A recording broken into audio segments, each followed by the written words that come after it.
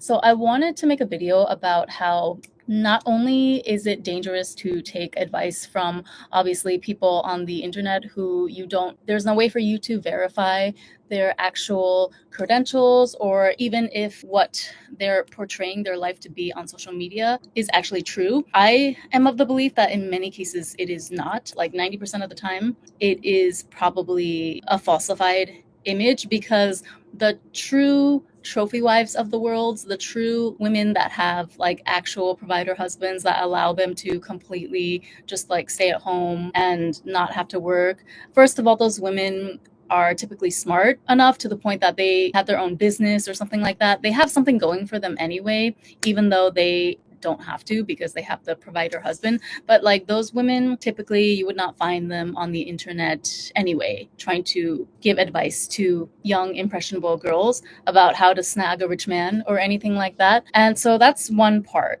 of the issue, right? Part two of the issue is something that I have been saying on my channel in many videos that I have previously uploaded, which is the fact that the title of this live stream is that you need to learn discernment, like the skill of discernment, the skill of reading between the lines, of thinking fast on your feet. You need to learn to tap into your sixth sense, right? Or how to listen to your intuition. If you feel it in your gut that something is off or wrong about a situation, something is not right. Something is quite wrong. You need to develop the skill to listen to that intuition and also to take action on it, and to be able to also formulate a plan in your mind in the exact moment that it's happening, so that you can, come out the other side relatively with the best possible outcome, right? So hopefully in one piece, obviously, but also without having lost anything if it wasn't necessary. That is the actual skill that will get you through life in any arena, whether it be relationships, jobs, finances, right? There has been an entire lucrative online industry that has been built around life coaching in general. Let me see if I can remember. Health, wealth, relationships. Health, wealth, relationships, and I feel like there was a fourth pillar. Happiness was the fourth one. If you have watched any videos of people giving advice to people that are trying to start a coaching business on the internet, they will always emphasize that these four pillars, as long as you go into one of these four pillars, you will make bank, essentially. This is what the entrepreneur gurus on YouTube say, because people are always looking for solutions. They're always looking for quick fixes or some sort of step-by-step manual on how to approach and find success in those areas of their life. Why? Because it's very hard, right? It's very difficult, and you have to take so many, like a myriad of factors into consideration. And so naturally, the demand will rise for advice in that area, in the form of courses, in the form of one-on-one coaching, in the form of free content. There are a lot of I feel like generous people that truly want to help, that spend a lot of money, spend a lot of time producing just free advice videos, free content for people out there who may not have the extra funds to spend on something like that, to be able to benefit from their wisdom that they've gained so far in life. It's fine to listen to general guidelines on how to act and how to move in certain situations. But the problem, the root issue with all of this, like advice coaching industry type of stuff, it's not a matter of whether the advice is good or bad. The root issue, let me see if I can articulate this correctly, is that every single situation, every single interaction that you have is never going to be the same. You will never be able to recreate any single circumstance or interaction with a person, right? Every person on this earth is different. No two snowflakes are alike. That's kind of the whole purpose of our journey here on earth anyway, is the fact that we are supposed to be here to self-actualize and find our own purpose, which by definition of being a human being means that your journey, your life will never look exactly like anybody else's life. It's impossible. That's just science or physics or whatever. Like no two snowflakes are the same, no two people's DNA is the same, no two people have the exact same genetic makeup. And so therefore it's impossible to look to somebody else for like the blueprint or the step-by-step manual to succeed in a certain area.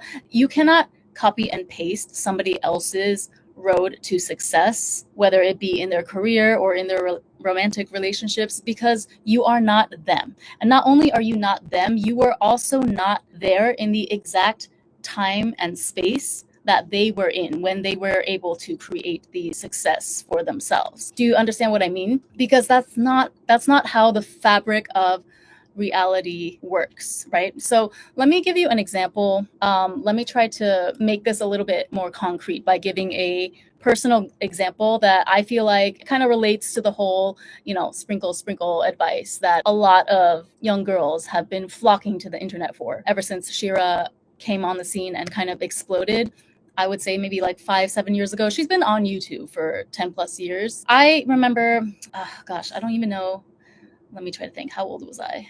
Yeah, I think it was about 7 years ago is when I first started listening to Shira. So this anecdote that I'm going to talk about happened before I discovered Shira's content. I think she may have just started to upload or go live on YouTube at that point, but I didn't discover her until she was a few years into the game. And I remember she was at around 60,000 subscribers when I found her. Now she's like 600,000. And by the way, I don't take Shira's advice 100% seriously. I am one of those people that takes it more as comedy than anything else. So yeah, okay. Let me describe this scenario to you. I came to Tokyo after I graduated college in 2011. Oh wait, no, I came to Tokyo in 2012, the year after I graduated from university, and I enrolled in this advanced Japanese language program. So while I was there, I was doing it in order to be able to pass the JLPT1, which is the highest level Japanese language proficiency test. And then that, in turn, I would put on my resume so that I could have a better chance of getting hired at a Japanese company, which I eventually did manage to do that. But while I was there, so I met this guy. I was 23, 24 at the time, and then he was like 28. Oh wait, no. Why do I feel like the math is not mathing? No, I was 22 and he was 28, right? Because I remember we're about 7 years apart. So this is a Caucasian guy, American. So all of the people in this program were Americans that were studying advanced level Japanese for one reason or another, whether it be for their academic studies. Some of the participants were like PhD students that were majoring, or they were, writing a thesis about some aspect of Japanese culture. Some people were professionals looking to take their Japanese level to the next level for their job.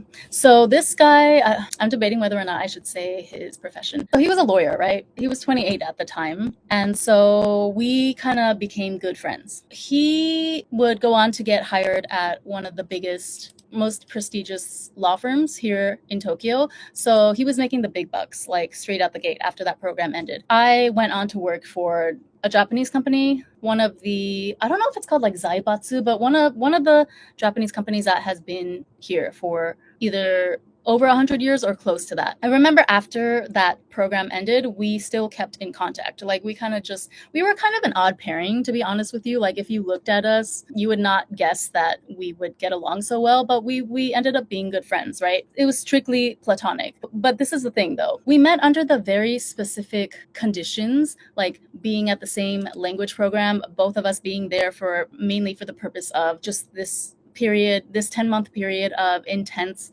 concentrated study. We met under very specific conditions that led him to immediately put me in the little sister / platonic friend role in his mind, regardless of the fact that he obviously, he's a male, he has eyes, and he's told me before directly to my face that he thinks I'm attractive. Also, add to that another layer of nuance, which is the fact that he was interested, like a white male from the US in a high-paying profession moving to Japan. Who do you think he's probably interested in wifing up? A Japanese woman. right? Which is exactly what he ended up doing. I am not a Japanese woman, even though like sometimes I get mistaken for one by people that don't know me when they meet me on the street, because I have like a similar face and I follow the fashions and whatever here, but I am not a Japanese woman. I am a Chinese American woman. And so he did not categorize me as possible romantic interest, right? But we still got along. He still liked the ego boost of having a pretty girl as his friend, and also the fact that he was 7 years older than me. He kind of put me in like the little sister compartment box in his brain and treated me as such, was slightly protective over me. If I had any problems or if I wanted to talk to him about anything, he would always be there as a listening ear. We kept in contact even after we both left the Japanese language program and went our separate ways. And he would, not often, but like from time to time, he would take me out and treat me to dinner and stuff. And we are talking about $300 per head type of like Wagyu, high-end upscale Wagyu steakhouse dinners in Tokyo. That was nothing to someone like him, someone who was making the kind of income that he was. There was one point when I was working at, I don't remember if it was my second or third job. I was like a mess in my early 20s, okay? I don't really want to get into the details of that, but I changed jobs way too hastily. Yeah, so I remember I ended up at this other job that was a foreign company because I got sick of working for a Japanese company pretty quickly. But then I was kind of miserable there too because I took a pay cut. I know, stupid me. So I remember like just chatting with him one day. I would chat with him like all throughout work because that's just how much I hated working. I would just chat with him on Facebook Messenger. And I remember he said to me, kind of jokingly, but he was like, you know, I would buy you a car if you wanted. And I think he was like bored out of his mind as well. I mean, that's why we were both chatting with each other, which you would think that he would be busy. I thought lawyers were supposed to be like really busy, especially if you count in the, what's it called, the unbillable, non-billable hours or something that they have to do. But apparently he had enough free time to chat with me like all day, every day to help distract me from my job that I hated. And so, yeah, in one of our conversations, he was like, you know, I could buy you a car. And I was like, really? Like, why? Why would you say that, you know? And he was like, I don't know, I'm just bored. So, of course, he didn't end up buying me a car. Before you roll your eyes and say that, okay, this situation doesn't count because he didn't actually buy you a car, just stay with me for a minute. I feel like in this situation, if I really pushed for it, so let's say that I came across Shira's content, or let's say that she was putting out her advice a few years earlier, and let's say that I had listened to that prior to this utterance from this guy that he could see himself just buying me a car one day out of the blue on a random Wednesday just because he was bored. I feel like this was one of those situations where if I had really pushed for it, if I was like employing all of the feminine and manipulation tactics and whatnot that the sprinkle sector of the internet teaches, I feel like this is a situation where if I really wanted to, if I really like focused all my energy into it, I probably could have finessed this guy into buying me a car. And when I say finesse, I mean that I only would have been able to pull it off because he was the one that suggested it first, right? Like he already had that inkling of an idea in his mind. You know, it's like crazy to think about because what would I even do with a car if he gave it to me, right? I probably would have sold it off by now and then promptly spent it on like designer items and makeup because I had a spending problem back in the day. I still have a spending problem, obviously, but I've gotten a much better handle on it than I had when I was in my early 20s, right? Like I'm learning slowly. I'm finally taking accountability and trying to educate myself out of financial illiteracy. Sorry, let me turn this down. So yeah, if you'll just like bear with me here while I take this artistic liberty, let's just say that in another universe, right? Or if we could go back in time and I could go back in time with the knowledge that I have from this sprinkle sector. If I could go back in time armed with all of this knowledge on how to use my femininity and my charm to manipulate a guy into buying me a car, I probably could have gotten this guy to do it. If I can think of anyone, any guy that I've dealt with in my life up until now, this was the one because I still remember distinctly to this day when he said that out of his mouth, or like through the texting app. I don't remember. No, actually, you know what? I think he said it to my face when we were at dinner once at one of like the super high-end Wagyu steakhouses in some crazy high-class hotel. And I remember looking at the bill, and it was 3万yen, which at the time was 300 US dollars per person. That was nothing to this guy, right? Obviously, he would pay every time. So the fact that he flippantly said, "Hey, maybe one day I'll just buy you a car because I'm bored," and also combined with the fact that I remember he told me once that he got drunk at karaoke with his friends, and when he woke up, $300, the Japanese yen equivalent of $300, was missing from his wallet. So he was like, "Yeah, those guys that I went out with, they like took money out of my wallet."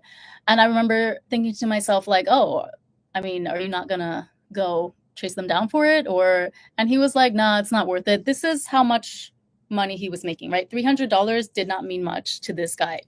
And so, yeah, like I was saying, if I could go back in time armed with the sprinkle knowledge that I have today, I probably could have convinced him to buy me a car without any expectation of having to sleep with him or getting into a relationship with him or anything like that, because that's not what our relationship was, right? And that's not what he wanted from me. I was his little sister, and he, in terms of his romantic agenda, wanted to get with a Japanese woman, which he later did, and then had a kid with her, and now he's divorced, and she's like not letting him see his kid. And anyway, that's his own bed to make. I don't feel bad for him. And I ended up blocking him, actually, because we don't have to get into that. But I just felt, long story short, it wasn't like a fight or anything, but I just felt like this is pointless. Why am I here like being your friend when you're, I think after he got married, I mean, first of all, I feel like it's weird to keep contact with a married man when he has his wife already, but also the fact that like I didn't see any more benefits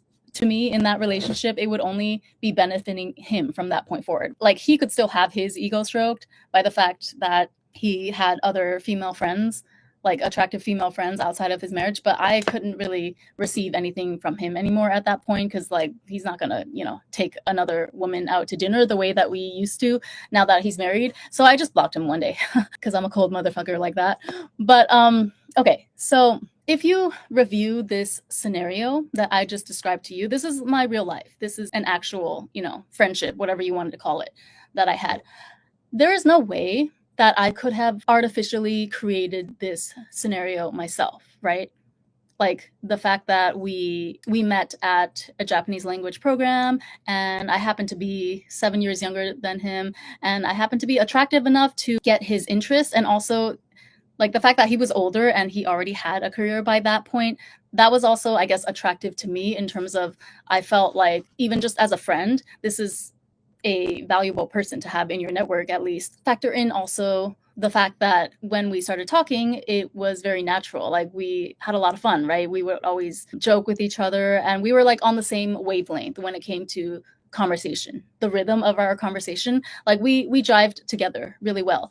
So all of those things, and the fact that, even though he thought I was objectively attractive, his agenda romantically was not to get with another American. Why would, and my agenda also was not to get with another American or with a Caucasian male, to be honest. So it was the perfect storm. It was a very like unique situation to which if I pushed for it, okay, maybe this guy would have bought me a car, or maybe I could have like gotten some sort of sugar out of him. I already was. I mean, I was in the form of expensive dinners, but I didn't push for anything because I didn't know about like hypergamy or how to get dudes to trick on you or whatever. I wasn't thinking about that at that point in my life. So the tricking that did happen, it just happened naturally by way of him wanting to take me out once in a while to catch up. And since he happened to have a very high income, and at that time he was still single, he freely spent it on me, right? Whenever we would meet up.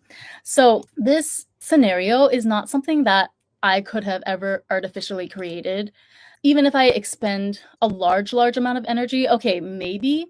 But let's just think about the whole thing mathematically, right? Let's just take that Japanese language program that we were both in. What is the probability that you would be one of those people in that program? So we had about 30 people. They purposely kept it a small class. So let's just say that there's only 30 people that can be in that program every year. And then let's say half and half are female and male. So in my case, since I'm a girl, the probability is only 15, like be one of those 15 people. The probability for him is be one of the 15 males. But actually, that's not the probability. The actual probability is even smaller than that because some of those 15 women in the class were married. Some of them were, okay, I don't want to be mean, but like homely looking. He wasn't about to make friends with the homely looking girls, right? Some of them were, for whatever reason, I was the one and he was the one that when we both came together, we just clicked, right? We kind of had like this banter that would not have been possible if it was any two other individuals on earth. Do you know what I'm trying to say? So, like, imagine if I came to the internet and I tried to give you advice on how to get a guy to buy you a car based off of that one singular, unique relationship that I had with a guy that truly didn't want anything from me sexually, but it only happened once under very specific circumstances in a certain time and space that can never be replicated. Like, even I was the participant in that whole dynamic, but I cannot replicate that now in 2024 because that time and space is already gone, right? It only happened once. This is how the fabric of reality works. So imagine, like, how crazy would it be if I came to the internet in 2024 and I decided that I wanted to teach girls how to get an older man to buy them a car, and I tell them, oh yeah, well, just look for somebody in your surroundings. So if you're in school, look for a male that is a little bit older than you and set to make a lot of money. Or if you have a job, then look around in the office for a guy that is older than you and, make yourself look pretty around him. Make sure that you're his type. Just get him to like take you out to dinner first. And after you do that a couple of times, just bring up the idea that you want him to buy you a car. Like, you would fall completely flat on your face, right? Because you would be trying to create a freak scenario that it only could happen in one certain moment in time and space with only two individuals, me and that guy. We didn't give him a name. Let's just call him A. What I'm trying to say here is that basically, if I wanted to go all in on like the hypergamy, sugar daddy, sugar baby online coaching thing, I could have done that, okay? I could have repackaged this story that I'm telling you right now, along with, other similar situations with other guys that I have had brief acquaintanceships with in the past, during which I did quote unquote benefit, so to speak, whether it be financially or whether they just treated me to expensive dinners and gifts from time to time. Like, yes, it is a fact that those guys spent their money on me. That is 100% true. There's no question about it. But was it necessarily a sugar daddy slash sugar baby arrangement type of thing? Well, I guess in the end, it depends on your interpretation. But as I hope I made it very clear here by explaining in depth the very unique and, quite frankly, very platonic origins of my friendship with this particular guy, Mr. A, I would say honestly, no, not in this particular case. It was not a sugaring thing.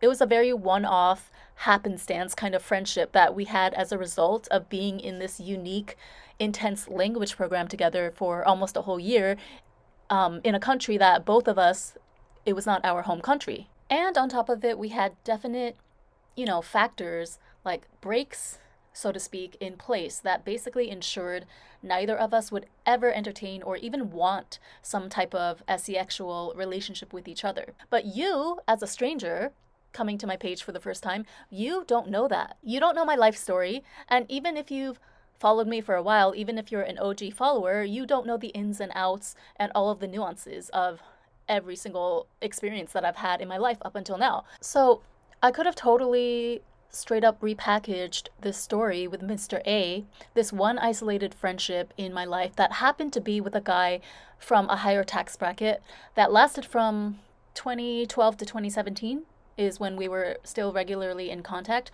I could have taken this story, revamped it, completely conveniently left out all of the nuances that I just described to you and came to the internet in 2024 and built a course, put up a nice, shiny looking, brand page, homepage, whatever, saying that, hey, look at me.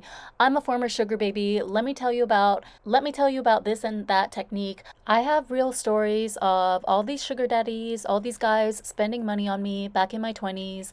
This one guy even casually said that he wanted to buy me a car. Don't you want to be like me? Well, if you buy my $3,000 magnetic, hypergamous, transcendental woman course, then I'll give you the keys to success. I can tell you step by step my secret formula on how to be such an irresistible woman that once he sees you, he's just gonna pull out his wallet and like give you all his money right then and there. Like that's essentially what these so-called gurus out here are doing. They are exploiting unique, isolated incidents that have so much nuance and specific background factors that play into how it turned out to benefit the woman ultimately, but they are only telling you 20% or 30% of the story that makes them look like they know what they're doing. When in fact, you don't know what the full situation was, okay? Like, you'll never know the full story because, of course, they're not going to tell you anything that makes them look bad or less impressive.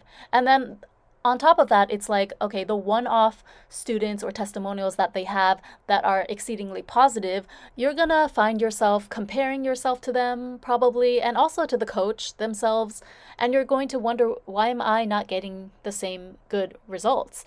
And again, you don't know these people, whether their success is even real or not, or whether they already had some hidden advantage over you in the first place that made it easier for them to jump through all of these hurdles. So what happens is that you might buy the course or the coaching or whatever, follow the instructions, do everything that you're supposed to do, and then it might feel like for a second that it's working with one guy and you get all excited, but then that guy falls off or you fall out of contact for whatever reason, and then you start getting nervous and questioning yourself because you're not quite able to recreate the same dynamic with the second, third, and fourth guy.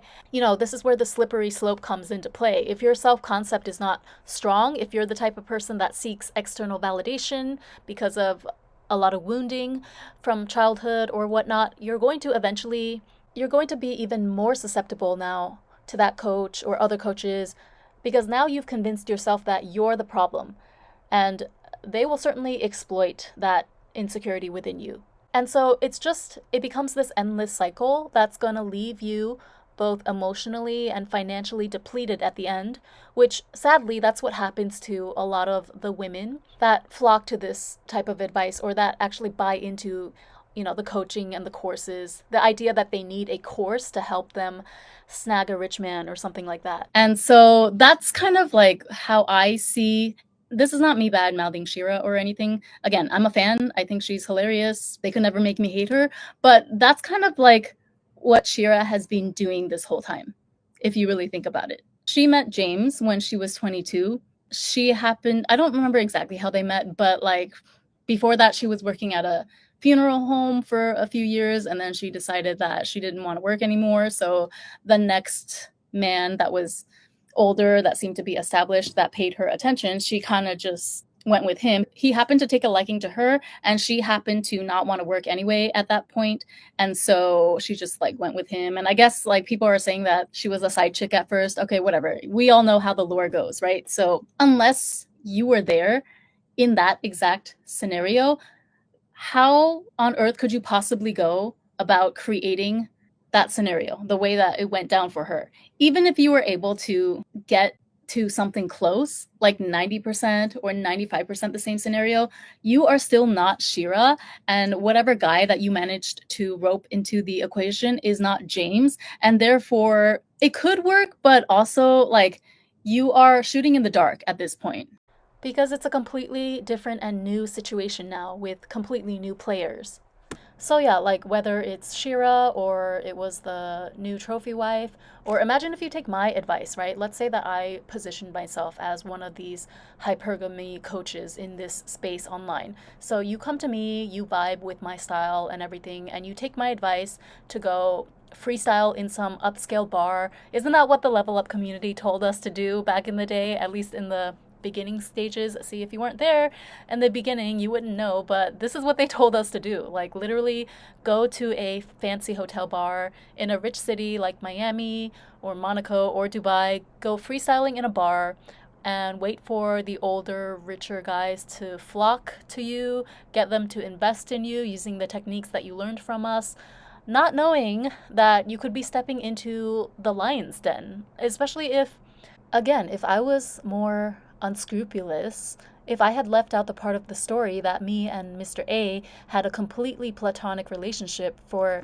all of the convoluted different reasons that I just explained to you, I took pains to explain in great detail to you earlier. If I had omitted that part of the story, which as a coach, quote unquote, I would have had good reason to do because that would make me look kind of lame, right? Like it wouldn't support this image that I'm trying to create of this irresistible femme fatale that has all the secrets to getting men to do what you want.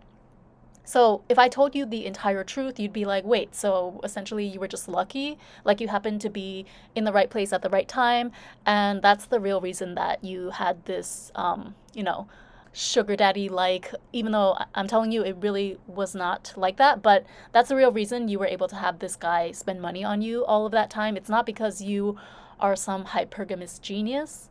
Yes, exactly. Okay, exactly. The truth is not so impressive.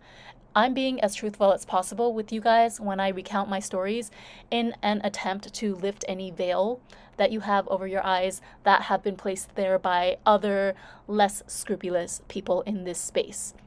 So, yeah, I was in a situation in which I knew I was 100%, well, you can't ever be 100% safe with anyone, but I knew 99.99% sure that I was safe in this scenario with Mr. A, meaning that whatever he bought me, whatever Wagyu steak or car, or even if I straight up took money out of his wallet, since apparently that wasn't a big deal to him. He didn't get mad when those guys did that to him while he was drunk at the karaoke bar. So I knew for a fact I was not in any danger accepting things from this man. However, the same cannot be said of some stranger in a nice suit that bought you a drink at some expensive bar. You don't know what that guy is capable of because he's a stranger.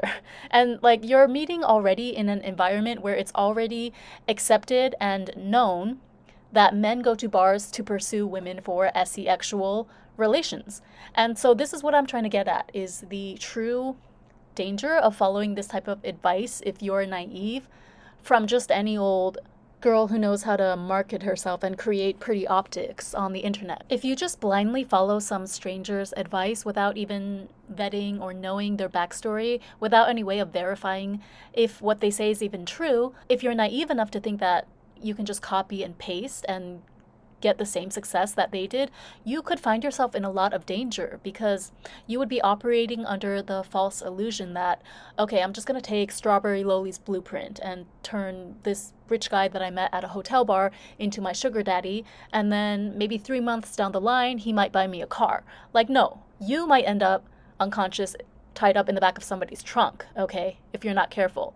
So this is not a science experiment or something where you can control every single variable. Like, okay, you did one experiment that yielded the desired outcome in lab A, so now you're going to move over to lab B, and now all you have to do is recreate the variables to a T in a controlled space, and you should have another success story on your hands. Like, that's not how it works in the 3D world. We're talking about lived reality here. And so if you don't know how to critically think for yourself and you just regurgitate or attempt to recreate the so-called hypergamous success that a lot of these fraudulent coaches deceptively present to you as the dangling carrot in front of your face, you could find yourself in a lot of trouble if you don't actually know what you're doing and you don't have your discernment senses developed up to par. And I don't want that for you girlies because I care about you. I have another example here. Meghan Markle and Harry is another great example. Whether you like Meghan or not, you have to admit that she was kind of brilliant in her strategy at getting to Harry. She played the cards that were dealt to her completely right to a T. However, hi Shayna Bean. Yes, this. Okay, yeah, I'm glad this is making sense because, sometimes like I really should script more, but I don't know. It's so time consuming. Sometimes I think of these concepts in my head and I have it so clearly thought out. And then once I get on here, I'm like, wait a minute, am I even making sense? But yeah, Meghan and Harry is another perfect example of this, right? Somebody remind me in the comments later if I get something wrong. But from what I understand, she was essentially introduced to Harry through a mutual friend. So I don't know if that was her necessarily. I mean, I feel like it must have been her. So let's just go with the idea that Meghan was kind of the mastermind behind them meeting this entire time. Let's say that she scoped out Harry's inner circle. She planned ahead of time, like which people she needed to get close to in order to bring her one step closer and closer to Harry. And she succeeded, right? Because, she used to be like a yacht girl when she was still an actress. When she was a struggling actress, she would also go on yacht parties, which I'm not claiming anything. This is all alleged, but a lot of people say that those yacht parties were kind of a front for or S work, that billionaires and millionaires are the people that own those yachts. So they would hire actresses and models to fill up the yachts. So she was one of those. She was already like about that life way before she even met Harry. We know this, right? And she played very coy, very innocent in that interview with Oprah, saying that she didn't even know about the royal family because she's an American, so she never even heard about them. We know that that's not true because they later found video footage of her as a child, like being obsessed with Princess Diana or something like that. I might have gotten the exact details wrong. But yeah, so she was able to finesse herself into the high society that Harry occupied, and she was able to get close to somebody who knew Harry that eventually connected her to Harry on an actual date. And then they happened to hit it off, right? They happened to have the right chemistry for her plan to work. So it's not only that unless the chemistry happens on both sides, there's not going to be a spark, if you know what I mean. What I'm trying to get at is that there are probably like millions of like untold attempts that parallel that of Meghan's to get to Harry that were not successful, that we will never hear about, precisely for the fact that they were not successful, right? Like, why would anyone report on a failed attempt? We only hear about the success stories. And so I feel like it gives us this false idea that, oh, all we have to do is take their blueprint and copy and paste it into our lives, and then I should be able to get my prince tomorrow if I do the exact same thing. But you can't do the exact same thing because you are not those people, right? You are not Mary. You are not Meghan. Who knows if Meghan had done the exact same steps, but it happened to be a different prince that wasn't Harry, that wasn't feeling her, or they just didn't vibe when they got together, then it would have failed, it would have fizzled, and we would have never heard about it. There would never be a royal wedding with Meghan Markle. But since she succeeded, now we have this false idea that, oh, all we have to do is copy and paste her method and we should be able to snag a prince too. That's not how it works, right? You will never be able to recreate that exact, what do you want to call it, like chemical reaction that happened in that moment of time and space for those two individuals, Meghan and Harry.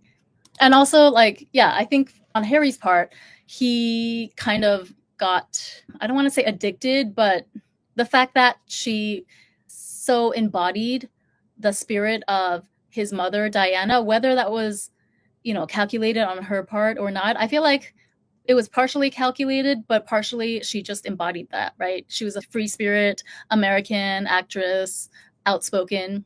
So that was like intoxicating to Harry because that was one of the wounds from his childhood. That was the biggest wound from his childhood that he was never able to heal from. And so, of course, this person that walks into his life that kind of presents him with the chance to redo that dynamic in a way, except have it be successful this time instead of ending in, the tragedy that happened with with the actual Princess Diana.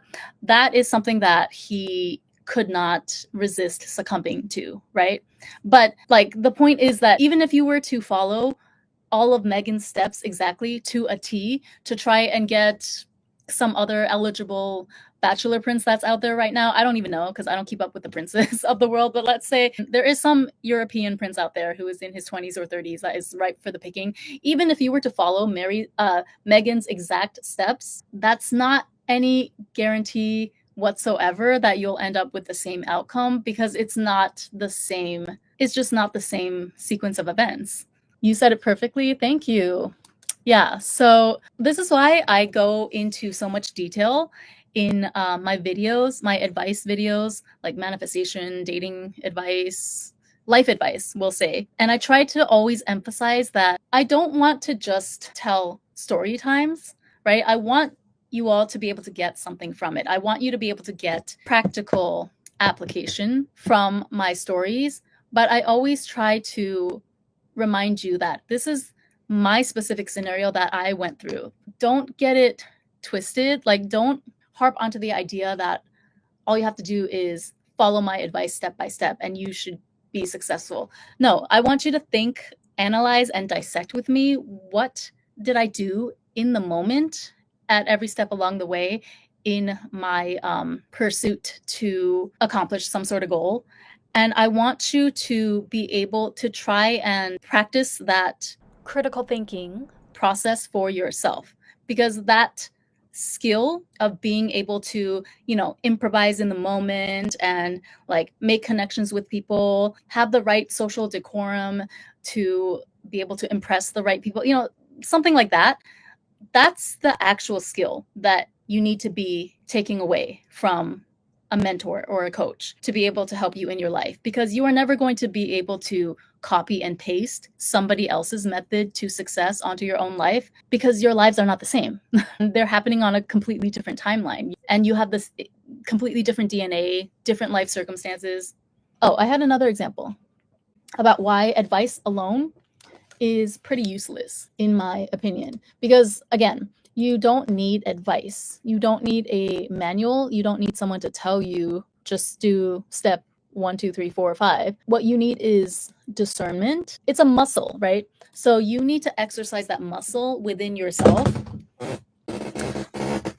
of how to move through the world, how to play chess in a way that you make sure you come out on top each time, or even if you don't come out on top, because we all have to take L's sometimes. How do you mitigate risk? And like, even if you take an L, how do you make sure that you walk away with the least amount of battle scars? Let's take a common piece of advice. I feel like my eyelash is popping off. Let's take the advice that, what do they always tell you when you're a little kid? What do your parents say to you? Don't talk to strangers, right? It makes a lot of sense when you're a kid.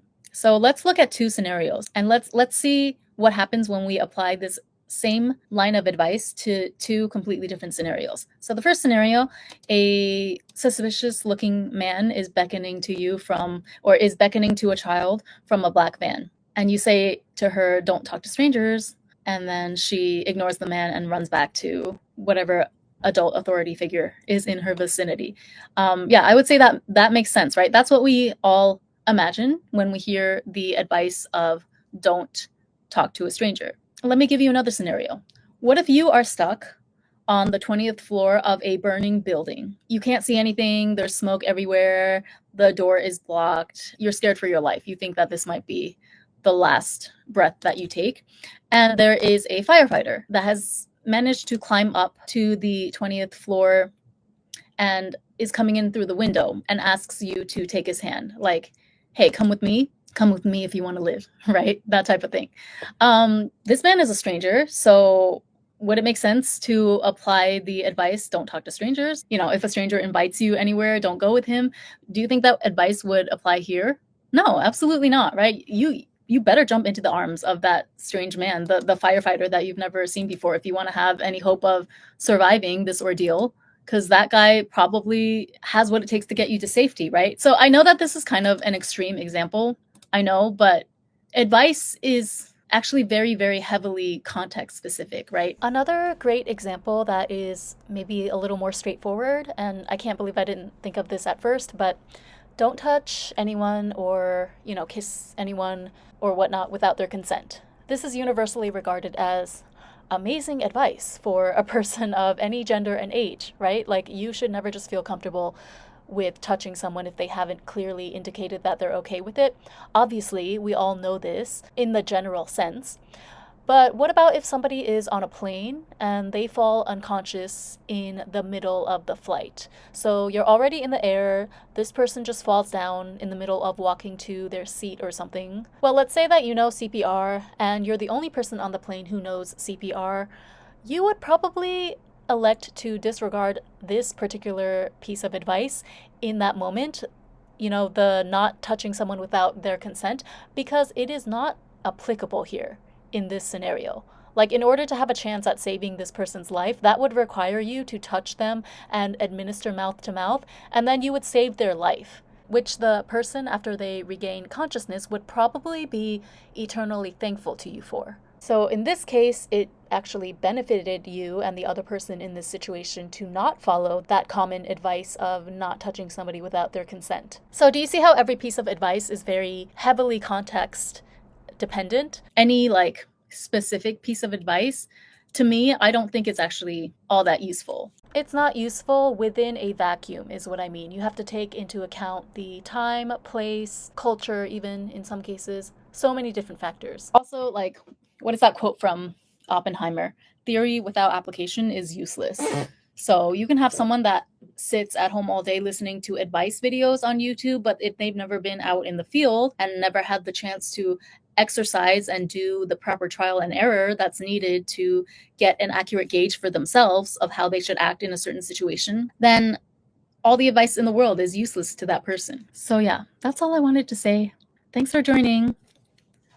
I will see you next time. Bye.